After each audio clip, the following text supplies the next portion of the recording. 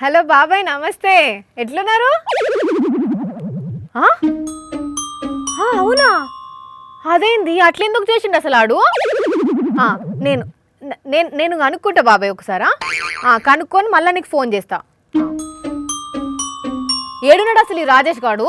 భద్రం be careful బదరు, భర్తగా మారకు bachelor, Shaadi మాటే వద్దు గురు, సోలో బతుకే సో బెటరు.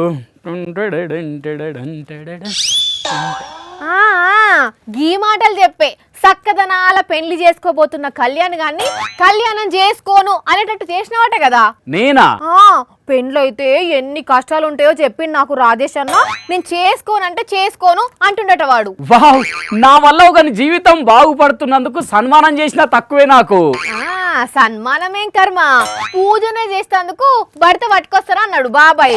కానీ నేనే వద్దులే బాబాయ్, నేను మాట్లాడుతూ ఒకసారి అంతోటి అని చెప్పిన. ఓహో, ఒక మనిషిని జీవితకాలం సంతోషంగా ఉంచుదాం అనుకున్నందుకు కొడతారా అనండి నన్ను. అసలు ఏం చెప్పినవురా వానికి గంతగనం? బ్రహ్మచారి బతుకు బ్రహ్మాండంగా ఉంటది అని చెప్పిన. అబ్బచ్చా, ఏ తీరుగా బ్రహ్మాండంగా ఉంటదయ్యా? జ్యూసులు తాగాలంటే జడుచుకునే పని ఉండదు, డ్రమ్ములు చూసి దడుచుకునే అక్కరుండదు, హనీమూన్ కి పోతే డైరెక్ట్ గా మూను దగ్గరికే పోతామేమో అనే టెన్షన్ ఉండదు, పిల్ల ప్రేమించిన ప్రియుని చేతిలో పసక్కుమంటామన్న పరిశాన్ ఉండదు. అందరూ అట్లనే ఉంటారా? మంచోళ్ళు మస్తు మంది ఉన్నారు లోకం మీద. అయినా మీరు కాదు, అసలు భర్తలే బద్మాషులు.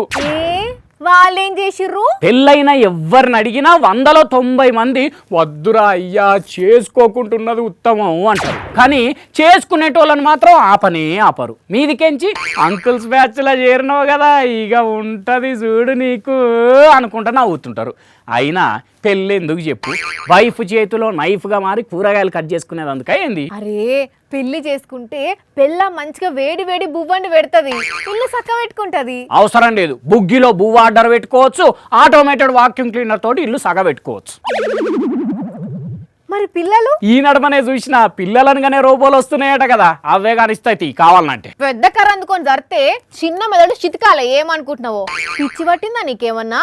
ఏమో పెండ్లి మీద గింత కచ్చి కట్టినావు? నేనే కాదమ్మా, చాలా మంది ఇట్లనే ఆలోచిస్తున్నారు లోకం మీద. ఎవడాడు చూపెట్టు, ఒక్కల్ని చూపెట్టు. మనిషిని కాదు, మనిషి పెట్టిన పోస్టును చూపెడతా. పోస్టా? చెన్నైలో ఉండే ఒక తమ్ముడు సోషల్ మీడియాలో పెట్టిన పోస్టు మస్తు వైరల్ అవుతున్నది ఇప్పుడు. పాపం ఆయన వాళ్ళ అన్న కలిసి ఉన్న అప్పులన్నీ తీర్చిండ్రట. ఆయనది ఇప్పుడు ఇంకేందిగా అప్పులు తీరినాయి కదా, పెళ్లి చేసుకో అని సంబంధం చూసిండ్రట. మంచిదే కదా. ఏంది మంచిది? ఏంది మంచిది?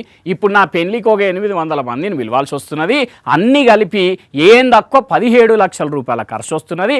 వాళ్ళని అడుగుతూ ఒక 7 లక్షలు జమ అయినాయి, ఇంకా 10 లక్షల రూపాయలు మళ్ళా అప్పు దేవాల్సి వస్తున్నది. ఇప్పుడే అప్పుల నుండి తేరుకున్నారా దేవా అంటే ఆలిని కట్టుకొని అప్పుల పాల కూడా అవసరమా? మీరు చెప్పండి ఫ్రెండ్స్ అనుకుంటా ఆర్తితో పోస్ట్ పెట్టిండు పాపం పిల్లగాడు. ఖర్చులకు పిల్లోలు ఏమి ఇస్తలేరట్నా? ఏం తీసుకుంటలేడట ఆయన. నా ఫ్రెండ్స్లో కూడా పెళ్ళైన వాళ్ళు పిల్లలున్నోళ్ళు చాలా మంది ఉన్నారు, వచ్చే జీతం చాలతలేదురా దేవా అప్పులైతున్నాయని బాధపడుతున్నారు. నాకు ఇప్పుడు పెళ్లి చేసుకోవాలనో వద్దో ఏం అర్థమైతలేదు, సజెస్ట్ చేయండి ప్లీజ్ అని రాసుకొచ్చిండు. నువ్వైతే ఏం చెప్తావు చెప్పు? అంటే మరి అది పెళ్లి కప్పంటే అప్పు చేసి పప్పు కూడా అన్నారు కదా పెద్దలు. ఇప్పుడు పప్పే, అప్పు తీర్చేసరికి పులుసు ఆరుతుంది. ఇగో బాబాయ్ ఫోన్ చేస్తుండు మళ్ళా. బాబాయ్ ఇగో నా ముంగట్నే ఉన్నాడు. సరే బాబాయ్ ఓకే. ఏందట? వస్తున్నట నీ దగ్గరికి, నీకు చింతపండు చేస్తా అంటున్నాడు. నీ ఎంకమ్మ, నేను నానెందుకు చెప్పినావు? అసలు ఆయన తిక్కలోడు, నేను జంపు. కానీ ఎట్లా తయారవుతుంది చూడు కొందరు పబ్లిక్. అరే పెళ్ళి, పిల్లలు, వాళ్ళ బాగోగులు ఇవన్నీ జీవిత చక్రంలో ఒక భాగం.